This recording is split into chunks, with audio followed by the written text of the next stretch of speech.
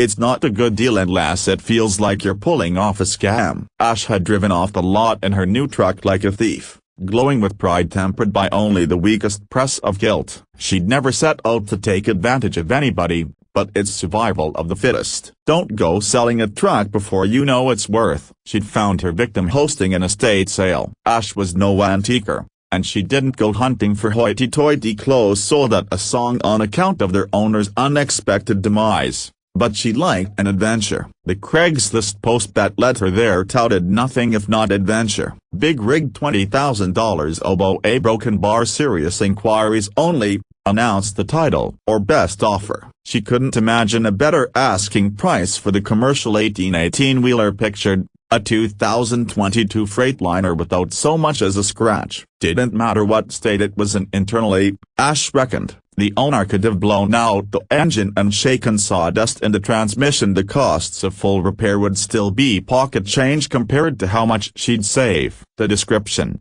riddled with typos, went on to demand interested buyers swing by the estate sale instead of providing a cell phone number or email to contact. To some, that would raise a handful of red flags. In Ash's line of work, this brand of gentleman ran more rampant than poison ivy. The Venn diagram of truckers in the techiverse has a broad section of overlap. No skin off Ash's ass. She never got real good at reading tone herself, preferred face-to-face. She'd read the funnies, sure, but mostly the salt-of-the-earth ones. She skimmed the far side and pearls before swine first, to get them out of the way. It was while she was paging through vintage porno mags, chuckling at the now endearing mix of sexy and conservative that once passed for erotic, that a man wandered over. She'd felt eyes on her since she walked in, but Ash didn't let it ruffle her feathers. It came with the territory when you looked like that, a fat bull-dagger pushing 6 foot in work boots,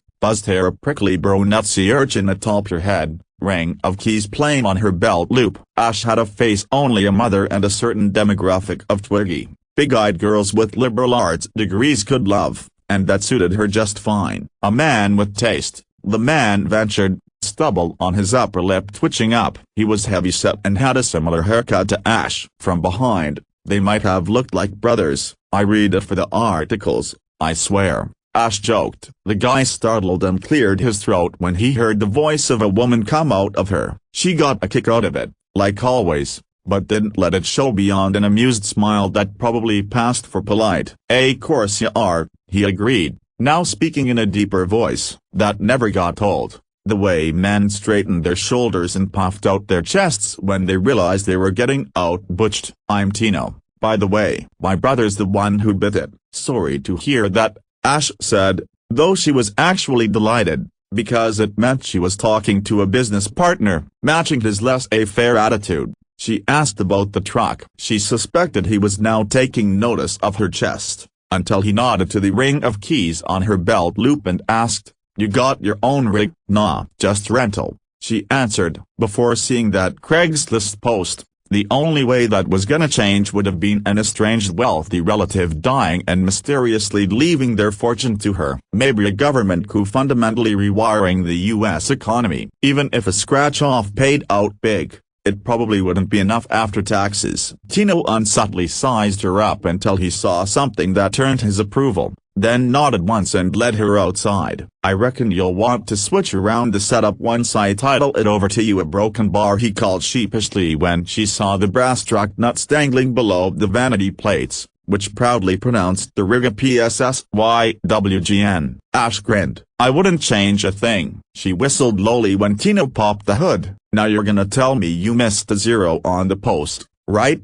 she asked after pulling the dipsticks and noticing the battery was only a month old. Even the paint job was as pristine as the photos showed. "What, you think it's worth more?" Tino asked. Ash shot him a look while waiting for him to pass her the key, then popped the door and climbed inside to start the engine. It purred to life on the first click. When Tino climbed in on the passenger side, Ash looked at him with gravity. "Be honest with me," Ash warned. "You stupid or something?" Tino cracked up. "Look, I don't know nothing about all this. All I know is Marcus left a property and a half worth of BS I got to sort through, and of all the thorns in my side, This truck is the biggest. I'd pay you to get it gone." Ash revved the engine one more time, feeling a connection not unlike an equestrian meeting a thoroughbred, and by the end of the day, she'd cashed out half her savings and turned off Marcus's property in her immaculate new big rig, title in hand. She takes it out for her first run within the week. The cargo she's supposed to pick up is up in Idaho,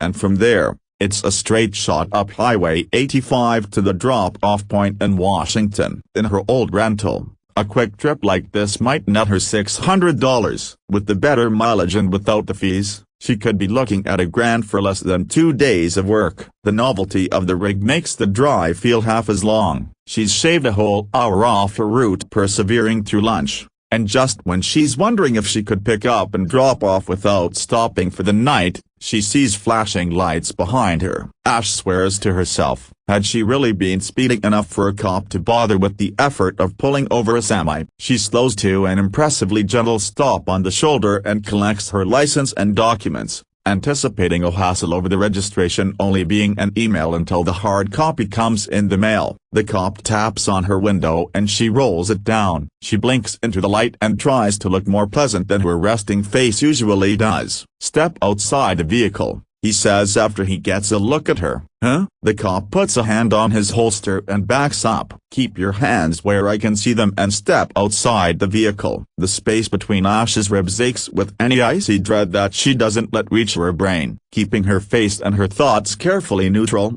she complies, leaving the engine on and the door open. "Was I speeding?" Ash asks. A second squad car parks behind the first and the officer who exits begins to search the cab's interior, all while the first cop keeps his eyes trained on her, hand on holster. "The registration is on my phone. I have an email." Ash tries again, as if somehow this is a case of minor infraction. The second cop comes back around to stand with them, and murmurs something into the ear of the man standing vigil over Ash. He holds out his hand for her to drop Ash's hearing into it, and then moves away, speaking into her radio. "Walk with me to the trunk." By now, Ash's shock has worn off enough for her to remember that she has rights. "I don't even have any cargo in there." "What the hell's going on?" she demands. The officer draws his gun from his holster and points it. "I'm not asking again." Ash turns around, feeling at once both like she has too much blood in her face and not enough, and allows herself to be frog-marched to the back, where the cop with the radio has produced bolt cutters to remove the padlock.